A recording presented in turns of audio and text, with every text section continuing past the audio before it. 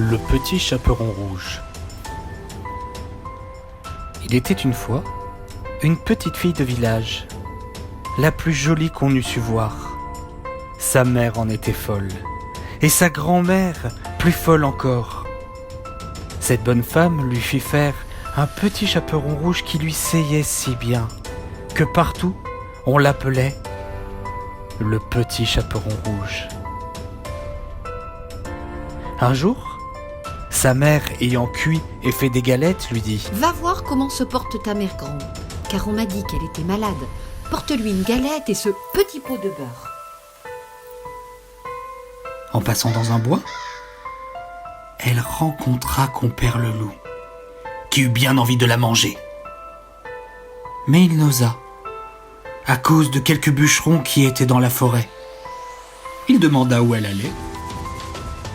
La pauvre enfant, qui ne savait pas qu'il était dangereux de s'arrêter à écouter un loup, lui dit « Je vais voir ma mère grand et lui porter une galette avec un petit pot de beurre que ma mère lui envoie. » Demeure-t-elle bien loin ? Oui, c'est par-delà le moulin que vous voyez tout là-bas, à la première maison du village. Eh bien, je veux l'aller voir aussi. Et je m'y en vais par ce chemin-ci. Et toi, par ce chemin-là.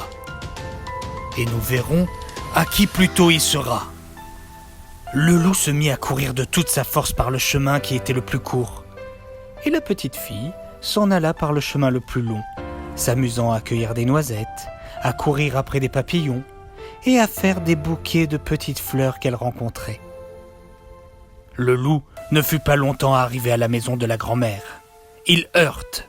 « Qui est là ?»« C'est votre petite fille, le petit chaperon rouge.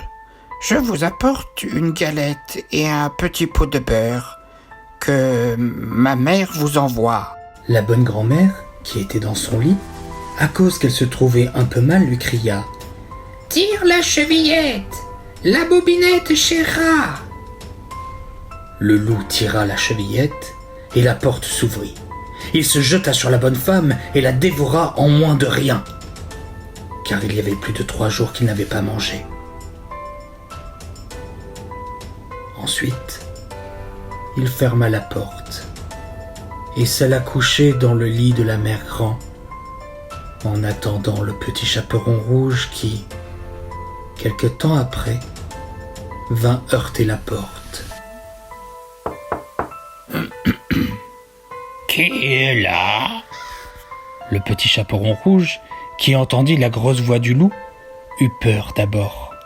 Mais croyant que sa grand-mère était enrhumée, répondit « C'est votre fille, le petit chaperon rouge, qui vous apporte une galette et un petit pot de beurre que ma mère vous envoie. »« Tire la chevillette, la bobinette chérera !»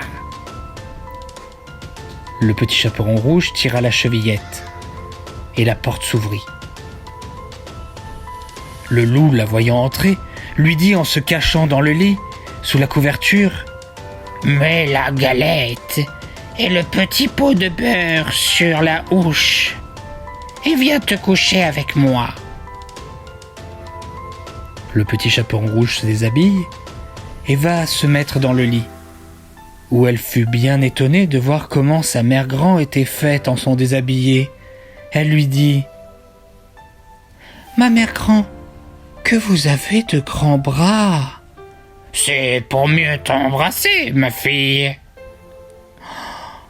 Ma mère grand, que vous avez de grandes jambes !»« C'est pour mieux courir, mon enfant. »« Ma mère grand, que vous avez de grandes oreilles !»« C'est pour mieux écouter, mon enfant. »« Ma mère grand, que vous avez de grands yeux !»« Mais c'est pour mieux te voir, mon enfant. »« Ma mère grand, que vous avez de grandes dents !»« C'est pour mieux te manger !»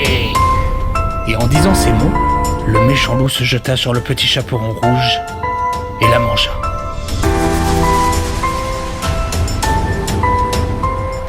Moralité ? On voit ici que de jeunes enfants, surtout de jeunes filles, belles, bien faites et gentilles, font très mal d'écouter toutes sortes de gens, et que ce n'est pas chose étrange, s'il en est temps que le loup mange. Je dis le loup, car tous les loups ne sont pas de la même sorte.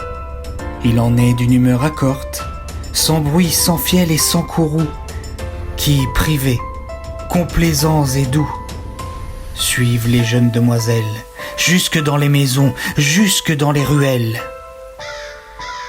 Mais hélas, qui ne sait que ces loups doucereux, de tous les loups, sont les plus dangereux.